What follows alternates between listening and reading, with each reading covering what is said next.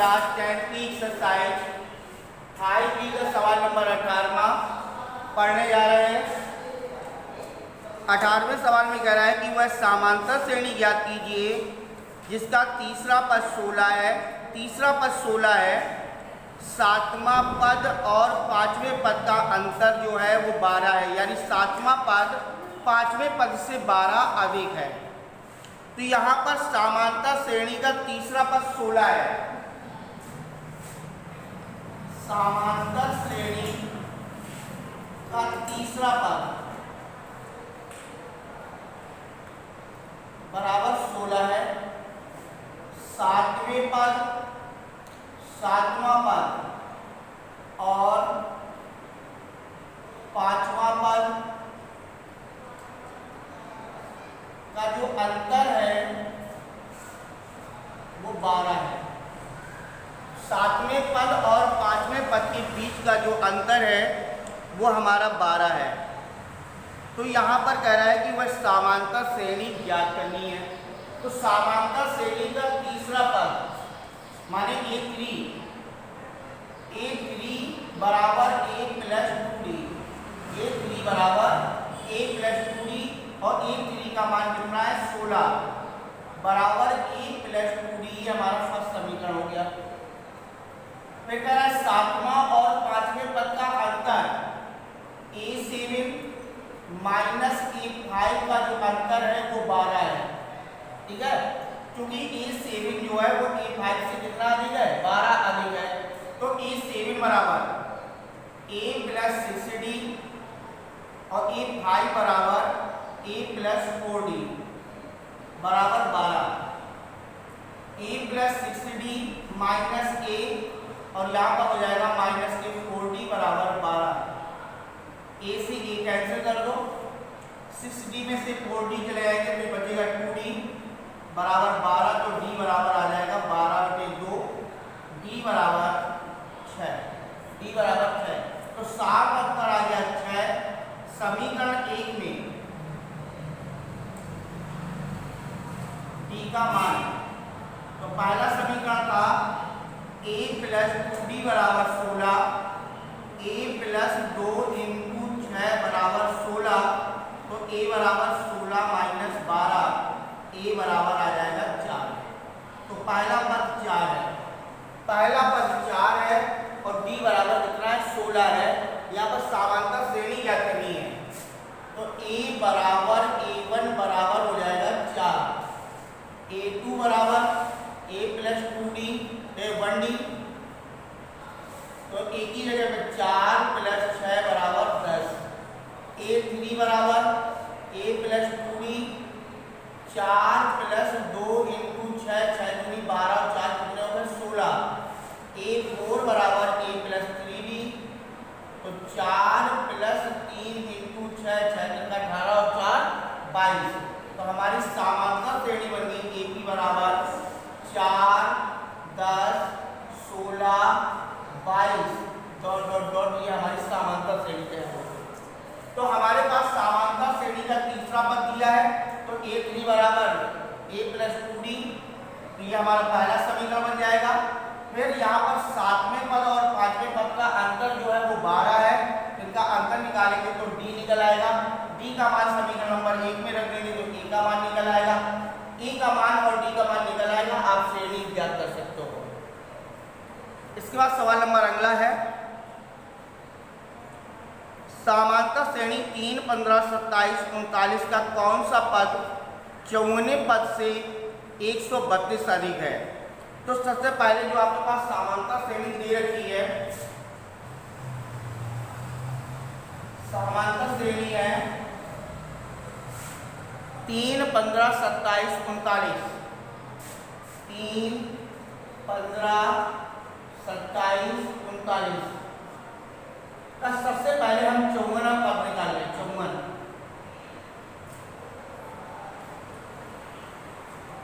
पद का मान निकाल लें। तो यहाँ पर 54वें पद का जब मान निकालेंगे तो a बराबर हो जाएगा 3, d बराबर 15 माइनस 3 बराबर यहाँ पर आ जाएगा 12, और हम कौन से पद का मान निकाल निकालना है, 54 पद का मान निकालना है। तो A54 बराबर A plus 53D, A plus 53D। तो यहाँ पर A बराबर 3 है, 53 इंटू 12, तो 3 प्लस 12 का 36, 12 पंचे 60 और 60 3 63, और ये टोटल हो गया 639। यानी कौन से पद का मान? 54 पद का जो मान है वो 639 है। और 639 54 पद से कितना अधिक करना है? 132 अधिक करना है। यहाँ पर लिखेंगे 54वें पद से 132 अधिक। तो इस पद का मान कितना निकला है? 639 और प्लस 132। यहाँ पर टोटल हो जाएगा 11, 6 और 1 7, और यहाँ पर आ जाएगा 6 1 7, 171। तो यानी कि जो 54वें पद से 132 अधिक है उस पद का मान आ गया 771। तो ये अंतिम पद बन जाएगा an बराबर 771। फार्मूला लगा लो, an बराबर a प्लस, फार्मूला क्या है? a plus n minus 1 into D.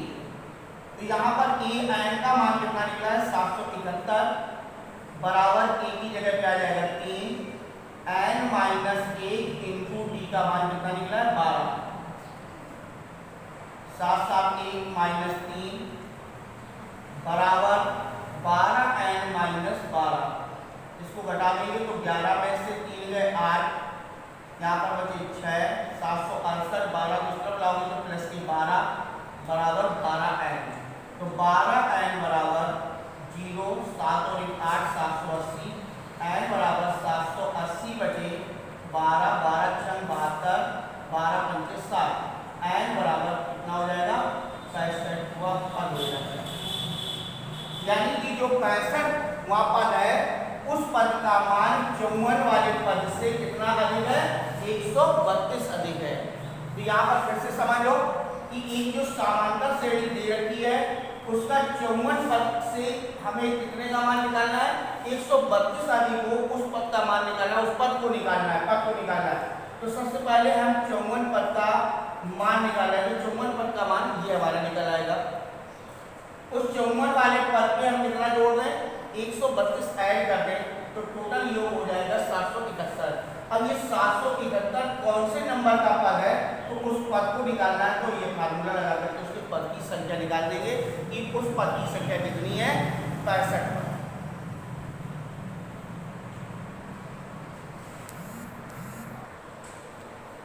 दो समांतर श्रेणी का सार्व अंतर समान है।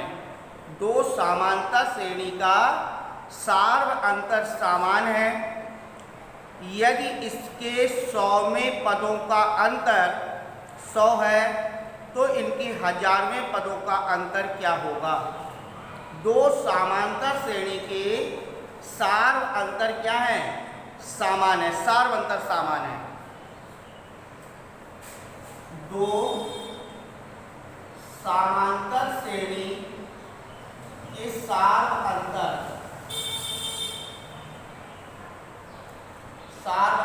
समान है। तो मान लो कि माना D1 बराबर D2 बराबर D, यानी कि पहली समांतर श्रेणी का सार्व अंतर D1 है और दूसरी समांतर श्रेणी का सार्व अंतर D2 है। और D1 बराबर किसके है? D2 के। और D1 बराबर D2 बराबर किसके है? D के है। ठीक है, दोनों के सार्व अंतर D है। इसके बाद एक समांतर श्रेणी का पहला पद बराबर A, दूसरी समांतर श्रेणी, एक समांतर श्रेणी का पहला पद A और दूसरी समांतर श्रेणी का पहला पद हमने क्या मान लिया? A डैश मान लिया। ठीक है, एक समांतर श्रेणी का पहला पद A है, उसका सार्व अंतर D1 है, दूसरी समांतर श्रेणी का पहला पद A डैश तो इसके 100वें पद का मान निकालो। पहले समांतर श्रेणी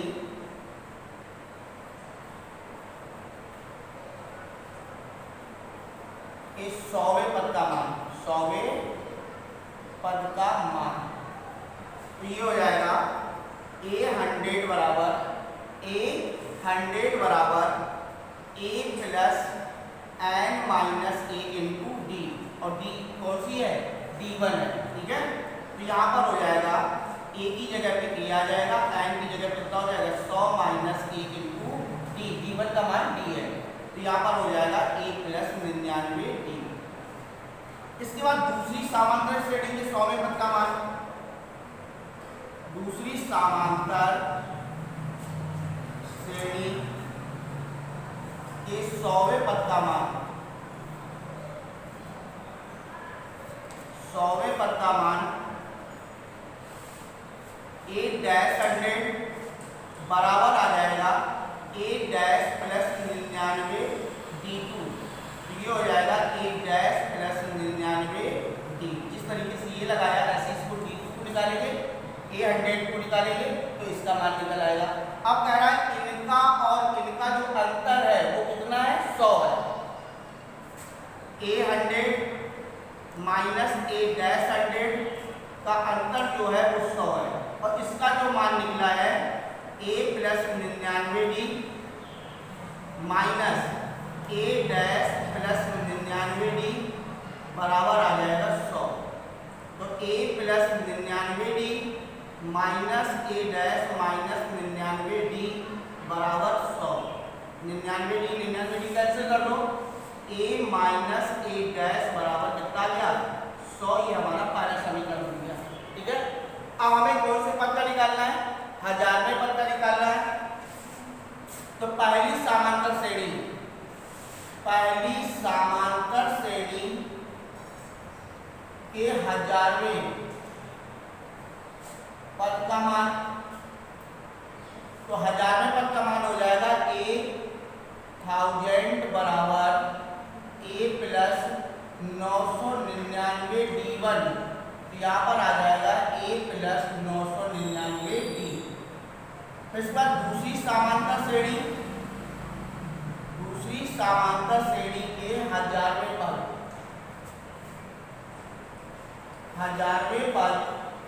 का मान बराबर, तो यहाँ पर A-1000 बराबर A- प्लस आ जाएगा 999 D2, तो यहाँ पर आ जाएगा A- प्लस 999 D2। अब इनका अंतर ज्ञात करना है कि इनके बीच में कितना अंतर है, D2 की जगह पे D आ जाएगा। अब इनके बीच में अंतर है, तो A1000 माइनस A-1000 बराबर A प्लस 999D और minus A plus 999 D A- है D। तो यहाँ पर इनको तोड़ेंगे तो A plus 999D minus A- minus 999D, ये और ये कैंसिल कर देंगे, आ जाएगा A minus A-, A minus A- समीकरण नंबर 1 से A माइनस A- का मान कितना है 100, समीकरण 1 से यहाँ पर आ जाएगा, इसका मान आ जाएगा 100। तो 1000 माइनस A-1000 का जो मान है, अंतर है, वो कितना आ गया 100 आ गया। तो यहाँ पर भी अंतर आपका 100 था और यहाँ पर भी अंतर 100 है।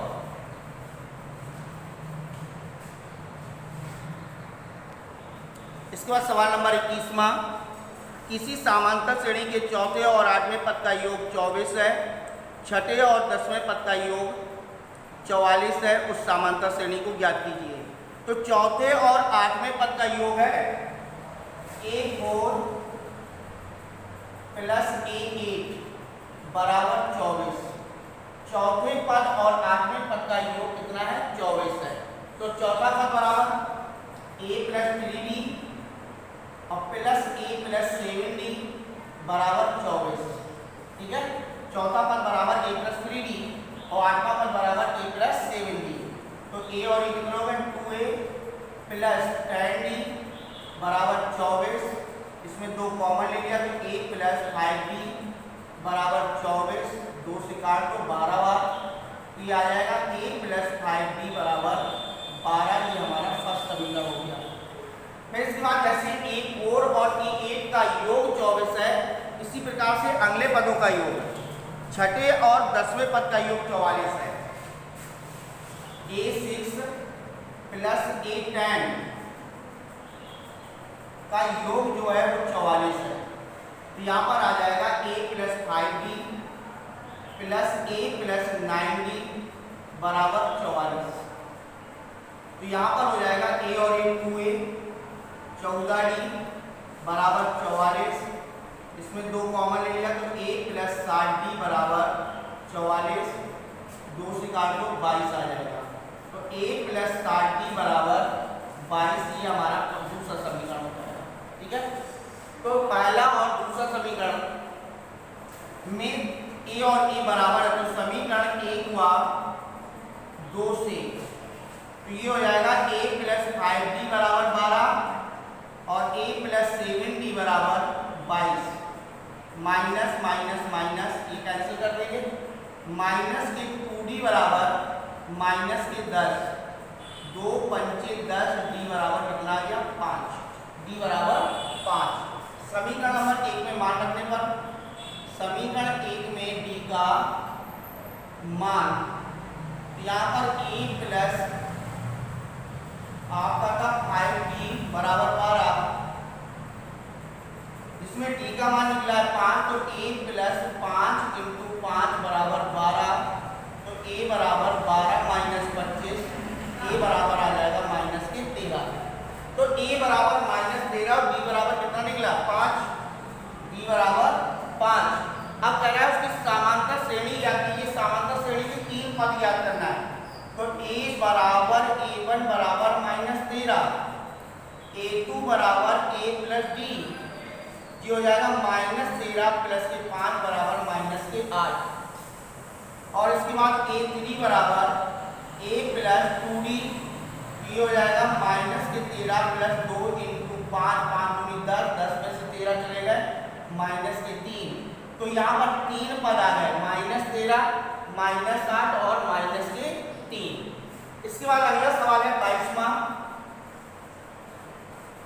22वें में कह रहा है कि सुब्बा राव ने 1995 में 5,000 रुपये मासिक वेतन पर कार्य आरंभ किया। प्रत्येक वर्ष उसे 200 रुपये वेतन में वृद्धि होती है। किस वर्ष में उसका वेतन 7,000 रुपये हो जाएगा? यानी उसे 5,000 रुपये मासिक वेतन मिल रहा है, फिर इसके बाद अगले वर्ष उसे 200 रुपये बढ़ जाते हैं, तो उसकी कितनी हो जाती है 5200 रुपये। फिर अगले वर्ष 200 बढ़ जाते हैं, हर वर्ष 200 रुपये बढ़ रहे हैं। कह रहा उसका वेतन 7,000 रुपये कितने वर्ष बाद होगा? तो यहाँ पर देखिए सुब्बा राव का मासिक वेतन, सुब्बा राव का मासिक वेतन बराबर 5,000 रुपये। प्रतिवर्ष वेतन में वृद्धि, वेतन में वृद्धि बराबर हो जाएगी 5,000, वेतन में वृद्धि है 200 रुपये, तो एटी बराबर बन जाएगा, एटी बराबर 5,000, पहले वर्ष से 5,000 मिल रहा है मासिक वेतन, फिर दूसरे वर्ष 5,000 प्लस 200, अगले वर्ष 200 रुपये ऐड हो गए, फिर उसके अगले साल में प्लस 200 प्लस 200, यानी कितना ऐड हो गया 5200 में 200 ऐड हो गए 5400 हो गए। इस तरीके से उसका लास्ट में कह रहा है वेतन कितना हो गया 7,000 रुपये, 7,000 रुपये हो जाता है। तो यहाँ पर पहली वर्ष 5,000 रुपये मासिक वेतन, दूसरी वर्ष 5200 रुपये मासिक वेतन, तीसरी वर्ष 5400 रुपये मासिक वेतन, और यहाँ पर कितने वर्ष बाद ये वेतन आपका 7,000 रुपये हो गया। ये समांतर श्रेणी हो गई। इसमें पहला पद ए बराबर कितना है 5,000, डी बराबर 5200 माइनस 5,000 बराबर 200 रुपये, और इसके बाद ए एन माने अंतिम वेतन जो है अंतिम वेतन 7,000, सार वेतन 200 और पहला जो वेतन है वो 5,000 है। तो ए एन बराबर A plus N minus 1 into D. A N का मान 7,000 बराबर 5,000 एन माइनस 1 इंटू 200। तो 7,000 माइनस 5,000 बराबर 200 एन माइनस 200। ये हो जाएंगे 2,000 और इसको सब ले आओगे तो प्लस के 200 बराबर 200 एन। तो 2200 बराबर 200 एन। 2 जीरो से 2 जीरो काट लो, 2 से काट लो 11 एन बराबर 11। 11 वर्ष बाद 11 वर्ष बाद सुब्बा राव का वेतन 5,000 रुपए से बढ़ करके कितना हो जाएगा? 7,000 रुपए हो जाएगा। जिस प्रकार से सेम आपने 22वां सवाल लगाया है, उसी सवाल का सेम सवाल आपका 23वां सवाल है। कह रहा है रामकली ने किसी वर्ष के प्रथम सप्ताह में 5 रुपए बचत की है, फिर अपनी साप्ताहिक बचत उसने 1.75 रुपए बढ़ाती गई। यदि n सप्ताह बाद उसका साप्ताहिक बचत 20 रुपया 75 पैसा हो जाती है तो n का मान ज्ञात करना है, यानी कि कितने सप्ताह बाद उसका। तो अंतिम सवाल है कि रामकली का प्रथम सप्ताह में बचत, रामकली की प्रथम सप्ताह में बचत बराबर है 5 रुपए और प्रति सप्ताह बचत में वृद्धि, प्रति सप्ताह बचत में वृद्धि बराबर है 1.75 रुपए। तो इसकी समांतर श्रेणी बना लो। पहले सप्ताह में 5, दूसरे सप्ताह में 5 प्लस 1.75, फिर 5 प्लस 1.75 प्लस 1.75 और इस तरीके से अंत में जाकर के उसने कितनी बचत की? 20.75। 20.75। तो पहले में 5 समांतर श्रेणी 6.75, 6 7 8.50 डॉट डॉट 20.75। तो a बराबर 5, b बराबर 6.75 माइनस 5 बराबर 1.75 और a n बराबर 20.75।